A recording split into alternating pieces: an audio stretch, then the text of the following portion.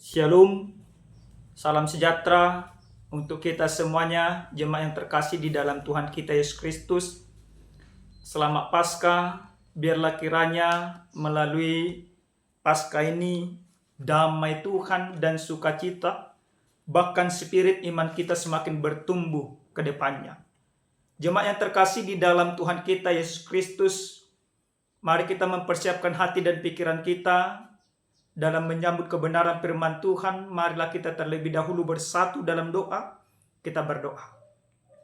Damai sejahtera Allah yang melampaui segala akal dan pikiran, itulah memelihara hatimu dalam menyambut sabda Tuhan pada saat ini. Berfirmanlah Engkau Tuhan, kami sudah siap mendengarkan firman-Mu. Dalam nama Yesus kami berdoa. Amin. Jemaat Tuhan yang terkasih di dalam Tuhan kita Yesus Kristus, adapun kebenaran firman Tuhan yang menyapa kita dalam pesta Paskah kita pada saat ini, tertulis dalam kitab Injil Yohanes pasal 20 ayat 1 sampai dengan ayat yang ke-10. Kami akan membacakannya untuk kita semuanya dari Alkitab terjemahan baru 2. Demikian firman Tuhan. Pada hari pertama minggu itu, pagi-pagi benar, ketika hari masih gelap, pergilah Maria Magdalena ke kubur itu dan melihat bahwa batu penutupnya telah diambil dari kubur. Ia berlari-lari mendapatkan Simon Petrus dan murid yang lain yang dikasih Yesus dan berkata kepada mereka, "Tuhan telah diambil orang dari kuburnya dan kami tidak tahu di mana ia diletakkan." Lalu berangkatlah Petrus dan murid yang lain itu ke kubur. Keduanya berlari bersama-sama. Tetapi murid yang lain itu berlari lebih cepat daripada Petrus, sehingga lebih dahulu sampai di kubur. Ia menjenguk ke dalam dan melihat kain kapan terletak di situ. Namun ia tidak masuk ke dalam. Datanglah Simon Petrus juga menyusul dia dan masuk ke dalam kubur itu. Ia melihat kain kapan terletak di situ. Sedangkan kain peluh yang tadinya ada di kepala Yesus tidak terletak dekat kain kapan itu, tetapi terlipat tersendiri di tempat yang lain. Sesudah itu masuklah juga murid yang lain yang lebih dahulu sampai di kubur itu, dan ia melihatnya dan percaya. Sebab selama itu mereka belum mengerti kitab suci yang mengatakan bahwa ia harus bangkit dari antara orang mati.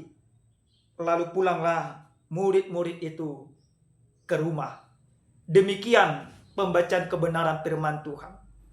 Jemaat Tuhan yang terkasih di dalam Tuhan kita Yesus Kristus, salah satu inti dari doktrin daripada kekristenan yang sulit terbantahkan adalah tentang kebangkitan Yesus. Kenapa kami katakan itu sulit terbantahkan? Karena realitanya banyak orang mempersaksikan, banyak orang rela mati, banyak orang rela mendapatkan hukuman demi memberitakan tentang kebangkitan Yesus. Istilahnya kalau kami menggambarkan bahwa jantung daripada kekristenan itu adalah pengajaran tentang kebangkitan Yesus. Walaupun memang Bapak Ibu, realitanya banyak juga orang-orang berusaha menyangkal tentang kebangkitan itu. Banyak juga orang membangun sebuah paradigma supaya jangan ada mempercayai kebangkitan itu. Tapi hingga kini, berita tentang kebangkitan Yesus masih terus dikumandangkan dan masih terus diwartakan. Semakin banyak orang menghambat, menghalangi, menentang tentang kebangkitan itu, justru semakin banyak orang juga mewartakannya. Bapak Ibu yang terkasih di dalam Tuhan kita Yesus Kristus, di dalam kebenaran firman ini, bagaimana seorang Yohanes memberikan sebuah paradigma atau pandangan tersendiri pemberitaan tentang kebangkitan Yesus. Situasinya kalau kita baca dari pasal yang ke-19 di mana ketika Yesus dikuburkan, dia mati. Maka para murid pada saat itu ketakutan. Mereka cemas, mereka gentar. Mereka seakan-akan kehilangan pengharapan. Kenapa? Karena Yesus yang notabene-nya mereka anggap sebagai guru, Yesus yang notabene-nya mereka harapkan dulunya menjadi seorang kaisar yang akan melakukan pemberontakan kepada Romawi, tapi justru dia mati secara sangat hina di kayu salib. Oleh karena itu, iman dari para murid pada saat itu ciut. Bahkan segala kebanggaan yang mereka banggakan bersama dengan Yesus ikut memudar. Karena apa? Karena paradigma mereka atau pola pikir mereka pada saat itu tentang Yesus salah. Yang mereka pikir, yang mereka harapkan bahwa Yesus dari Nazaret itu akan bangkit melawan pemerintahan Romawi. Tapi justru Yesus itu mati dihukum salib oleh aturan atau hukum Romawi. Bapak Ibu, apa yang terjadi? Mereka takut tentunya. Oleh karena itu, di dalam ketakutan yang begitu luar biasa, para murid pada saat itu tidak berani menampakkan diri. Merasa malu, merasa takut, merasa cemas. Kepada siapa? Kepada para musuh mereka, kepada orang-orang Yahudi, ahli-ahli Farisi, ahli-ahli Taurat pada saat itu. Mereka berkumpul. Untuk apa? Untuk meratapi kematian Yesus. Mereka berkumpul menangis dengan penuh kesedihan atas kematian orang yang mereka kasihi. Pengharapan yang sudah semakin sirna. Tetapi pada saat hari Paskah, perayaan-perayaan orang-orang Yahudi pada saat itu. Pada saat itu orang-orang Yahudi berkumpul di Yerusalem untuk merayakan Paskah. Paskah yang dirayakan oleh orang Yahudi pada saat itu, mereka merayakan mengingat kemenangan yang diberikan oleh Allah atas tuntunan Allah, atas izin Allah, yang dimana diperbolehkan orang Israel keluar dari tanah Mesir pada saat itu lewat kematian anak sulung. Maka Yerusalem yang menjadi pusat peribadahan pada saat itu, orang banyak datang ke sana. Tujuannya merayakan Paskah. Tujuannya bersuka cita. Tujuannya mengingat kembali apa yang telah Tuhan Allah lakukan di dalam perjanjian lama kepada nenek moyang mereka. Tapi pada saat hari itu juga Allah menunjukkan sebuah kuasa yang begitu luar biasa.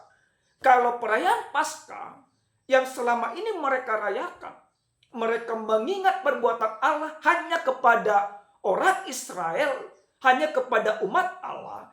Tapi perayaan Paskah kali ini sungguh-sungguh berbeda.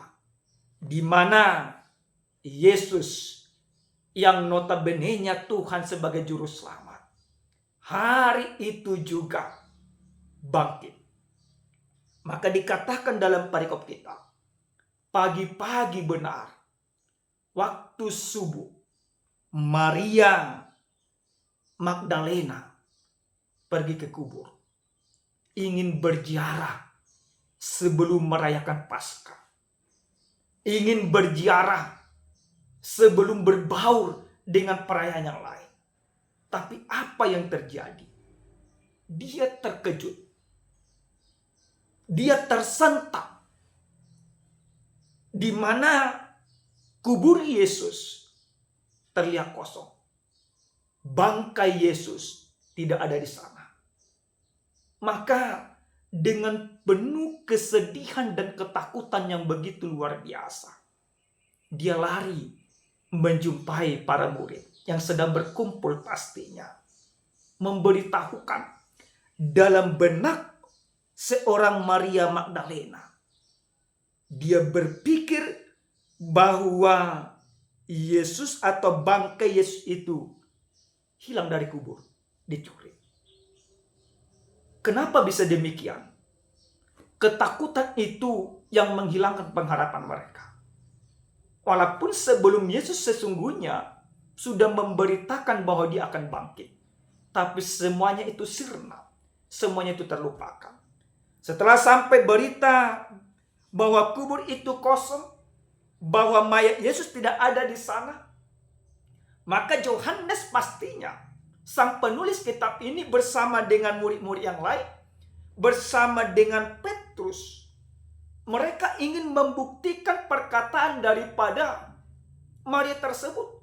Mereka dengan cekatan, dengan sekuat tenaga, dengan tergesa-gesa berlari ke kubur itu, melihat apakah memang yang diberitakan oleh Maria ini betul. Dan ternyata betul. Mereka tidak melihat lagi bangkai Yesus di sana. Tapi hal yang menarik Bapak Ibu, di dalam kebenaran firman ini, dalam ayat yang ke-7 sampai dengan ayat yang ke-10 dikatakan demikian. Sedangkan kain peluh yang tadinya ada di kepala Yesus tidak terletak dekat kapan itu, tetapi terlihat sendiri di tempat yang lain. Sesudah itu masuklah juga murid yang lain yang lebih dahulu sampai ke kubur itu. Dan ia melihat dan percaya. Nah, siapa yang melihat dan percaya ini? Yaitu Yohanes, penulis kitab ini. Dia percaya bahwa kubur Yesus kosong. Dia percaya bahwa Yesus itu bangkit. Karena Yohanes tidak lagi, ibaratnya ini menjadi sejarah baru baginya. Karena sebelumnya Yohanes sudah mempersaksikan bagaimana seorang Lazarus yang Yesus bangkitkan dari antara orang mati setelah mati selama 4 hari. Kali ini dia percaya bahwa Yesus itu guru yang mereka ikuti, Yesus yang tersalib itu memang benar-benar bangkit. Jadi percaya yang dipertunjukkan oleh Yohanes adalah sebuah keyakinan yang tak tergoyahkan. Dia tidak lagi khawatir. Dia tidak lagi katakan kita harus mencari kemana. Tapi dia katakan dan percaya. Sebab selama itu mereka belum mengerti kitab suci yang mengatakan bahwa ia harus bangkit dari antara orang mati. Lalu pulanglah murid-murid itu. Yang kita garis bawahi Bapak Ibu, kebangkitan Yesus memberikan kepercayaan yang pertama sekali kepada saksi hidup. Saksi hidup dari Yesus. Yang benar-benar melihat Yesus mati. Yang benar-benar melihat Yesus tersalib.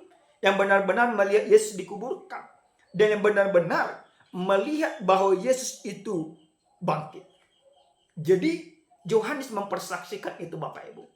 Lalu Bapak Ibu yang terkasih di dalam Tuhan kita Yesus Kristus, apa yang harus kita imani dari kebenaran firman ini sesuai dengan tema Yesus bangkit dari kematian? Yang pertama Bapak Ibu, dari firman ini kita mau belajar seperti seorang Yohanes. Dia menemukan sosok atau seseorang yang dapat dipercaya atau diimani. Pada saat itu tidak ada yang dapat diimani. Ketakutan itu menghilangkan semuanya. Tapi ketika Yesus bangkit, maka ada seseorang yang pantas kita percaya. Siapa yang kita percaya, Ibu, Bapak? Yaitu Yesus. Lewat kebangkitan itu, maka seseorang dapat kita imani, maka seseorang dapat kita percayai, di mana Kristus yang dipersaksikan oleh kitab Perjanjian Lama, di mana Kristus yang sudah memberikan kesaksian tentang dirinya akan bangkit menaklukkan segala kematian. Maka apa yang disaksikan, yang diperkatakan oleh Yesus, kita pantas mengimaninya. Yesus yang bangkit itu menjadi Tuhan penyelamat kita. Dia menjadi orang yang harus kita percaya di dalam kehidupan kita. Kebangkitan Yesus sesungguhnya memberikan kepastian bagi kita bahwa dosa telah ditaklukkan, bahwa dosa telah dihancurkan, bahwa kuasa maut telah diinjak di bawah kaki Yesus, bahwa kuasa maut tidak lagi mengikat diri Yesus. Oleh karena itu Bapak Ibu, lewat firman ini, kalau selama ini mungkin kita ragu, siapa yang bisa menyelamatkan kita dari keberdosaan? Maka firman ini kembali mengingatkan kita bahwa Yesus itu satu-satunya yang menyelamatkan kita dari segala keberdosaan. Yang kedua Bapak Ibu yang terkasih di dalam Tuhan kita Yesus Kristus. Dari firman ini kita mau diingatkan di mana lewat kebangkitan Yesus ada sebuah harapan yang pasti bagi kita. Harapannya di mana? Harapannya bahwa yang memiliki seluruh kehidupan kita, yang mengendalikan seluruh kehidupan kita adalah Tuhan.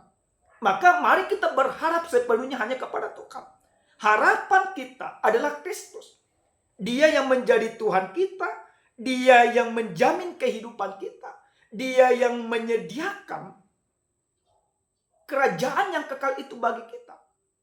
Maka lewat kebangkitan Yesus ini, harapan kita difokuskan hanya kepada Yesus, tidak lagi kepada yang lain Bapak Ibu. Jadi kalau selama ini ada banyak harapan-harapan palsu, tapi lewat kebangkitan Yesus, setiap pribadi, setiap orang diarahkan, diajak supaya hanya berharap sepenuhnya kepada Yesus. Yesus yang dinanti-nantikan oleh orang Israel pada saat itu, yang akan melepaskan mereka dari kerajaan Romawi. Justru tidak hanya melepaskan bangsa itu dari kerajaan Romawi, justru melepaskan dunia ini dari kuasa yang lebih besar dari kuasa Romawi, yaitu dosa. Tapi dari kuasa yang lebih besar ini, Kristus menaklukkan kuasa itu. Dia bangkit. Dia menjadi harapan yang melepaskan kita dari perbudakan. Tidak hanya kita yang diperbudak, tapi mungkin keturunan kita. Tapi lewat kebangkitan Yesus, semuanya dilepaskan. Bapak Ibu yang terkasih di dalam Tuhan kita Yesus Kristus. Yang terakhir sekali, firman ini mau mengajarkan kepada kita bahwa lewat kebangkitan Yesus, kita diarahkan bahwa ada seseorang yang benar-benar mengasihi kita, yaitu Kristus. Kenapa Yesus harus bangkit? Itu menunjukkan kasihnya yang sempurna. Bahwa kasih Yesus itu melampaui segala kuasa yang ada. Bahkan kasih Yesus itu menaklukkan segala kuasa yang ada. Menaklukkan kuasa dosa, menaklukkan kuasa kematian, menaklukkan kuasa neraka, menaklukkan kuasa daripada iblis. Maka kebangkitan Yesus adalah sebagai bukti bahwa kasih Allah itu tidak pernah mati, tidak pernah surut. Oleh karena itu Bapak Ibu, di dalam perayaan Paskah ini kita mau diarahkan bagaimana setiap orang yang percaya itu menerima kasih yang tidak pernah mati. Kasih yang tidak pernah pudar.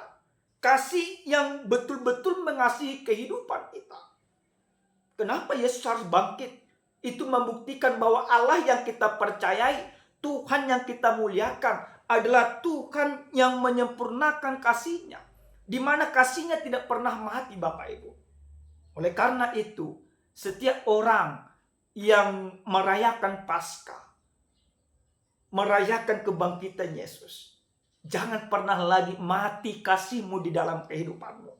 Jangan pernah lagi mati kasihmu oleh karena kejahatan. Jangan lagi mati kasihmu oleh karena kebencian. Jangan pernah lagi mati kasihmu oleh karena kemunafikan. Tapi mari tembus batasan-batasan dosa itu dengan kasih. Kenapa? Karena Kristus menembus semuanya itu.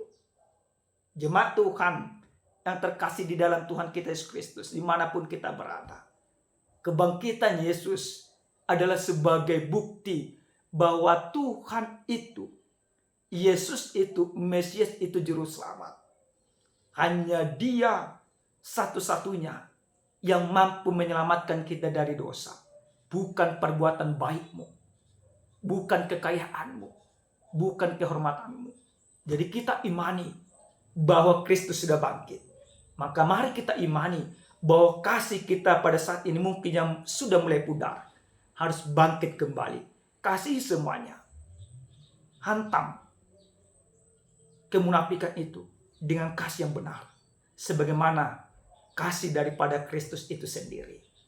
Amin. Kita bersatu dalam doa. Kami bersyukur kepadamu Tuhan kami, Tuhan yang maha baik, untuk setiap kebaikan dan firman Tuhan yang sudah Engkau nyatakan bagi kami. Dalam perayaan Paskah ini, kami kembali Tuhan ingatkan bahwa Engkau telah bangkit dari kematian, menghancurkan segala kuasa dosa. Terima kasih Bapa. Ajar kami memiliki kasih yang kekal itu. Ajar kami mempertunjukkan kasih yang menyelamatkan itu di dalam kehidupan kami. Sehingga hidup kami tidak dibelenggu oleh kemunafikan. Tapi biarlah hidup kami dikuasai dan dikendalikan oleh kasih Kristus itu sendiri. Terima kasih Bapa. Dalam nama Yesus kami berdoa dan bersyukur kepada Tuhan. Amin. Salam sejahtera Bapak Ibu. Tuhan Yesus memberkati kita. Selamat Paskah. Selamat Paskah. Shalom.